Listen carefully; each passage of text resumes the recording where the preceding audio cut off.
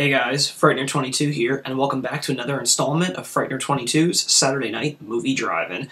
As many of you guys know, this is actually the first week that we're putting into effect a fan request week, and at the end of last week's episode I asked all the subscribers to submit their suggestions for next week's episode, and I'm proud to present that Porky's 2248, your suggestion has been taken into consideration and it will be the review this week. So without further ado guys, I'm going to review 1972's The Cheerleaders. Now, in my original announcement for this channel, I did say that we'd be delving into all sorts of genres underneath the sun, as far as going into the slasher genre, B-movies, cheerleader films, 80s sex comedies, and The Cheerleaders is certainly one that falls into the quintessential cheerleaders subgenre.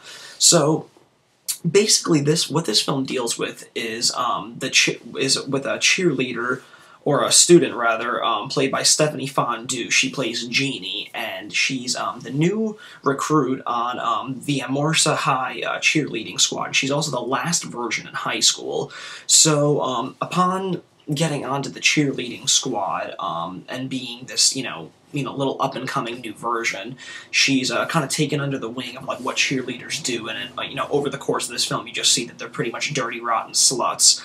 So taking all that into consideration, she decides to kind of like do exactly what cheerleaders are expected to do, and she's going, through all sorts of ways to try and lose her virginity, but every good-hearted attempt that she tries to do to change her situation goes wrong.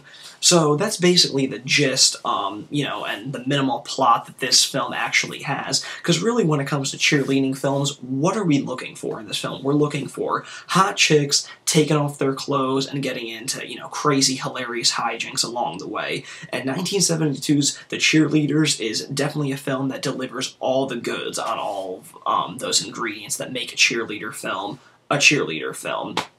So, from the opening, opening segment of this film, the opening titles, there's just, there's this title song by the name of I Like What You're Doing, and it just sets a really great tone for this really, interesting time in history during, the early 70s, and especially the types of films that were being made at this time, especially in the vein that The Cheerleaders is, just, about high school and kids and, sports and football, cheerleaders, sex, fun, just all that good stuff. So that opening scene is really cool, where you just see the these provocative shots of the cheerleaders in, like, their skimpy shorts, doing their cheers, and then it just switch shifts and ends up with them in the locker room, just getting unchanged and getting nude. So it just really, right from the gate, it just really sets, the tone of what you're expecting from a cheerleader film called The Cheerleaders. So it definitely does its job really good, and, just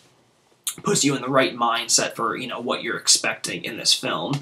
So, over time, as the scenes just kind of, come at you and unroll in this, hour and 26-minute cheerleader flick, you just actually get treated to a lot of funny and, obviously, sexually geared scenes, many of which are just completely ridiculous, but they work really well in the context of this film. One example is during, actually, a car wash. There's Jeannie's geeky boyfriend by the name of Norman works at a car wash, and the head cheerleader, the cheerleading captain, Claudia, takes a guy into the car wash, and over the course of them in the car while the car wash is being done, they're having this, really, hot and heavy sex scenes, and that's just one, like, over-the-top sex scene that takes place, which is, really fun and cool. So, I mean, obviously, walking into this, you can expect, obviously, from, the 70s, you're expecting,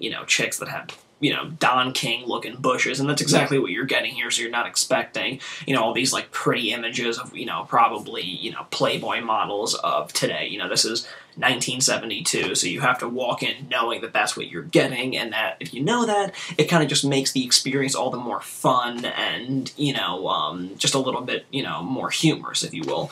So, after a scene like that, there's just, tons of, ridiculous scenes where the cheerleaders are over Jeannie's house, and they come across, two cheerleaders actually come across Jeannie's brother, who's trying to, get off, you know, by masturbating, and one of the girls kind of takes it upon herself to kind of help him out in that situation and bangs Jeannie's brother.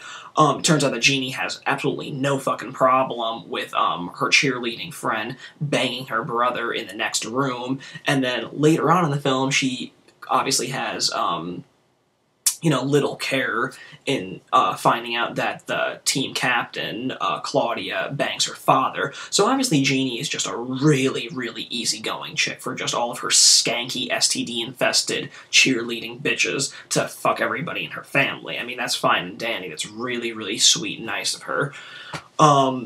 So going on, you know, just more really funny scenes. When Jeannie first actually gets accepted onto the cheerleading squad, they give her an initiation where she actually has to go into the boys' locker room and shower, and they tell her that the boys are not going to be coming in. There's still a few minutes left in practice, so she'll be fine. But it turns out that the football squad actually comes in, sees her in their nude, and they just kind of begin chasing her around. It's not like, you know, they're trying to, like, it doesn't seem like they're trying to, like, get some from her or make it seem like, you know, when I first saw that, I was like, holy shit, they're gonna run a train on this little bitch. But it just turns out that it's just, you know, this really lighthearted, like, funny, hijinky moment where they're all trying to, like, you know, catch her and probably try and get with her, but everybody's, like, slipping and sliding on the shower, and then Jeannie's geeky boyfriend Norman comes in, so everybody's just kind of toppling all over each other. It's a lot of fun, just, you know, really, really hilarious. There's this one character in the film by the name of John, and he's kind of like the big man on campus, and the funniest fucking thing about him is it's so goddamn cheesy, is that every time he comes onto the scene, every piece of dialogue that he spits out is continuously rhyming, and it was just so cheesy and just so fucking awesome. This guy, I don't know what it was, but he was just so BA in this movie. I mean, like, it's so stupid, but he just kept rhyming every word, and it almost got annoying, but then I was like, you know what? It's a movie called The Cheerleaders. This fucking guy rules. So, you know, apparently in 1972, all that you really needed to do to get into a cheerleader's pants is you just had to rhyme your words in really witty and fun ways. So I'm so happy that I know that. So if a DeLorean ever gets made where I can go back in the past and do that, I figure I can probably get every cheerleader within a 100-mile radius. So that's kind of my plan for the future.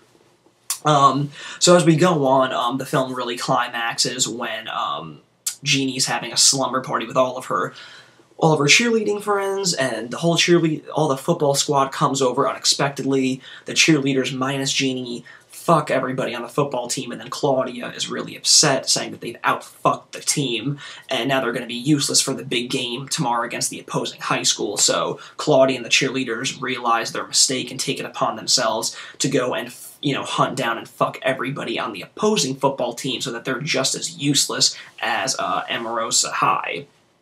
So, at the, you know, the start of the game, they're successful. Everyone's pretty much playing like shit, but there's one team member on the opposing team that they happened to miss the night before, so he seems like he's actually going to take the cake and win the game for the opposing high school. So Jeannie, still a virgin at this point in the movie, takes it upon herself to meet this guy in the locker room and do the deed and take a hit for the cheerleading squad, bringing Amorsa High School to the top of the games just because she lost her V-card to some fucking loser on the opposing football team.